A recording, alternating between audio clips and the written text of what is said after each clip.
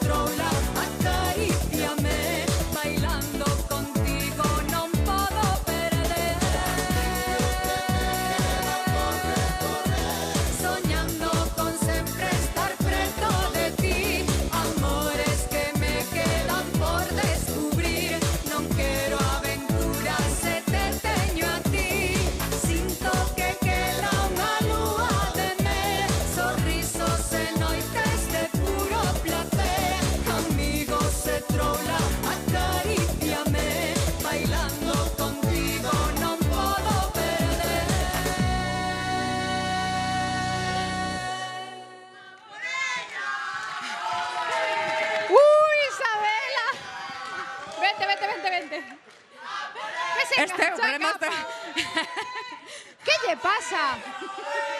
Son Ui, que mal va a acabar esta festa do noite. esquecemento de Xinzo de Limia. E usted, ¡Oh!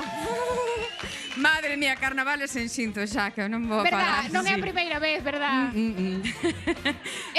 Creo que xa me conocen de verme por ali. O que están dicindo é que en vez de ir a Entroido, agora tes que ir ao esquecemento.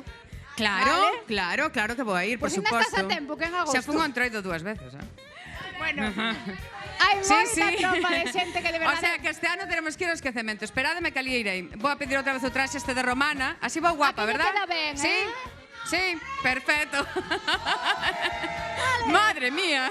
Biches? Sí, vexo, É que así vexo. dá gusto, Bueno, o que imos facer non é ir a por ela, imos ir a por el. A por eles. Imos ir onde Bernardo agora. Mellor, vamos a rescatalos, Ainda porque temos sabe un Dios onde anaquiño, andan. Sí, porque ainda cedo. E anda Bernardo por aí por a praza, que non sei como lle vai. Bernardo, ainda temos tempo, contanos que tal.